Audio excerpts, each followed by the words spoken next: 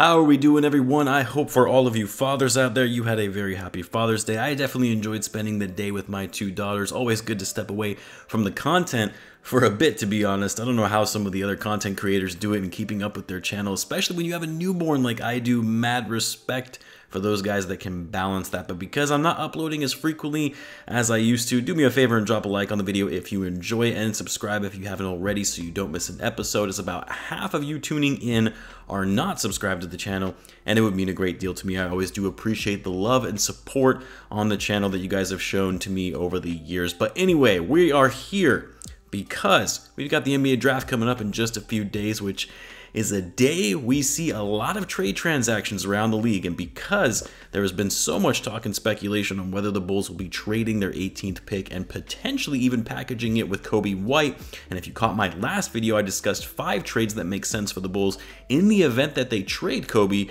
And after that video, it got me thinking, who are the Bulls' ideal trade targets this offseason? So in today's video, we're going to be looking at the top 5 trade targets the Bulls should be looking at this offseason. And don't worry, only one of them overlaps with the 5 trade proposals I put together for the Coby White video. So what's going on, everyone? You were listening to Bulls Central here. Hope you're all doing well.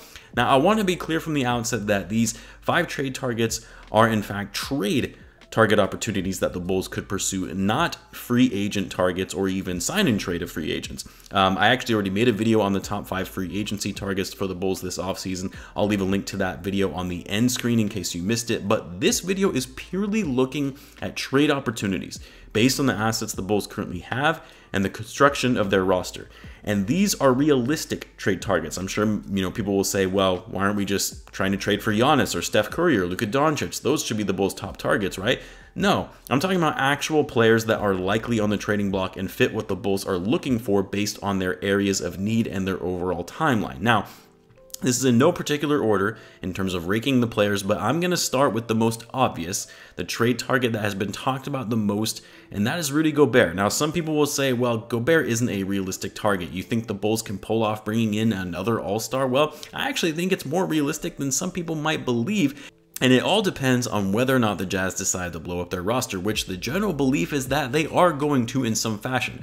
Whether it means they keep Mitchell and move Gobert, they keep Gobert and move Mitchell, or they trade both and really just initiate a full-blown rebuild. I would not be shocked if they pull the trigger for a full rebuild and trade both of their top players as well as some of their other assets. Now, I made a whole video about the Bulls trading for Rudy Gobert, what it would look like, how Gobert fits on the Bulls roster, the risk-reward, so I won't go too much into that here, especially since I have 4 other guys to cover. But as much as I know some Bulls fans say they want no part of Gobert, I actually think that Rudy Gobert would be a perfect fit on this team. I mean, the biggest knock on Rudy is his offense and how he's become a liability at times on that end of the floor, especially in the playoffs. But the fact of the matter is, the Jazz have never centered strong perimeter defenders around Gobert. And guess what?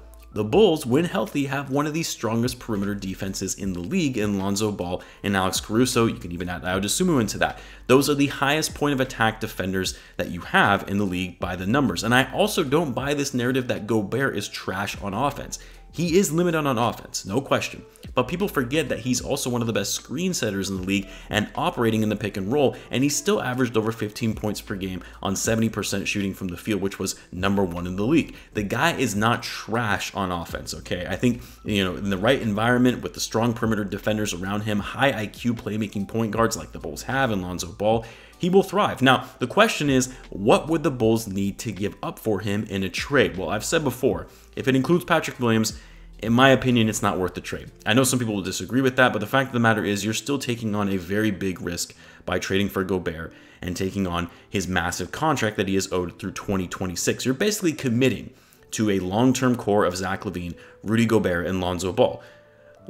Should things not pan out, you need to have some insurance for the future, and that's where Patrick Williams comes in. The problem is the Jazz likely aren't going to be interested in a trade package if it doesn't include Patrick Williams, because the Bulls don't have enough valuable assets to really trade for him, especially considering if the Jazz do in fact blow it up, they're going to be looking for younger players and draft capital in return to rebuild with, which the Bulls don't really have. That being said, though, a trade that I would be okay with that could get it done, although it's likely a stretch is Nikola Vucevic, Kobe White, Derrick Jones Jr., and a sign-and trade, the 18th pick in the draft, as well as Portland's first-round pick, which is lottery protected. I really do think this could get it done because salaries match up. Vucevic is still a high-level big man. It's not like he's just a throw-in. His contract is expiring, so if you don't want to re-sign him, they don't have to, and that would actually free up a ton of cap space on their balance sheet since they're getting out of Gobert's contract. Kobe White, for his flaws, still a young player with some upside potential, only being 22. Derrick Jones Jr., you really have to include him to make the salaries work, and it would be in the form of a sign-and trade since he's a free agent.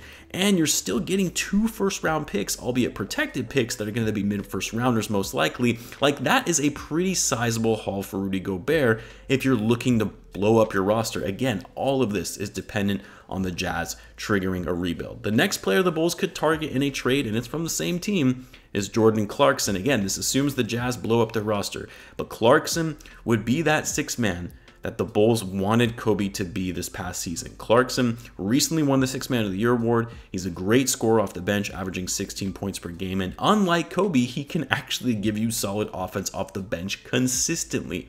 He is 30 years old, so you're taking on an older player in exchange for younger assets, but again, with the way the Bulls accelerated their timeline to compete now, you're going to need to go after some of these older, more established players to put around Lavine and DeRozan. Clarkson is also on a favorable contract. He's only going to be making $13 and $14 million for the next 2 years respectively, the second year being a player option, and the proposed trade here would be Kobe White and the Bulls' 18th pick after it's selected. I know it might seem like a lot for Clarkson, especially considering you're throwing in a first-round pick, but you actually have to include the first-round pick to make the salaries work. And sure, you could say, well, why not just do a sign-in trade for Derrick Jones Jr. and Trey Brown Jr. instead of including the pick? But the Jazz aren't going to be interested in that. They're going to want younger assets to build for the future.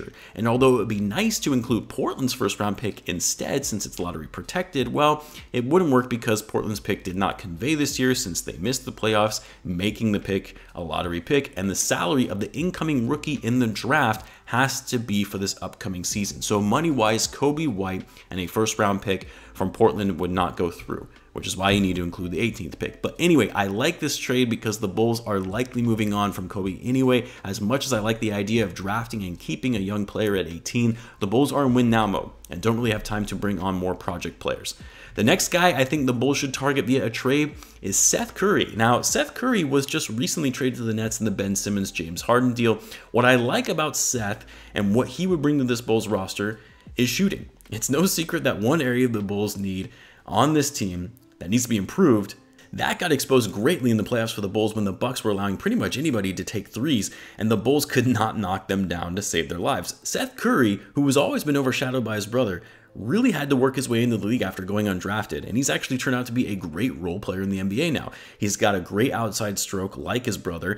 He shoots threes at a 42% clip on near 16 attempts per game, which is highly efficient, but he's not just an outside shooter. He actually can beat guys on the dribble drive and score inside, and is actually a decent playmaker as well. If you can't get Clarkson, I actually think Curry is another great option as your primary scorer shooter off of the bench. He's also on an expiring contract, making $8.5 million for the last year of his deal. So you're not taking on a massive contract either. And to be honest, I actually could see the Bulls potentially getting away with just trading Kobe White here. Maybe adding in a second-round pick for Seth Curry. If it requires a first-round pick, then no, it's not worth it. And you don't need to include a pick like you do in the last trade proposal for Jordan Clarkson because Kobe White would actually come close to matching Seth Curry's salary outright. But since the Nets likely wouldn't go for a straight Kobe for Seth swap, even though they would be getting a considerably younger player in return, I think the Nets would likely want another asset, which is why you may have to throw in a second-round pick as well.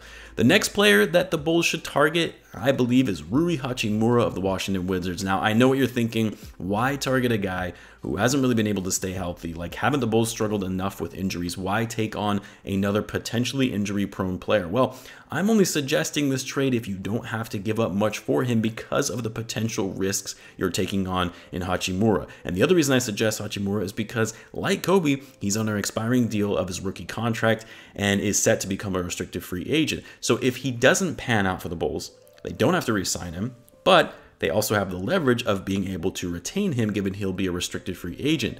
Has shown some great flashes in his young NBA career.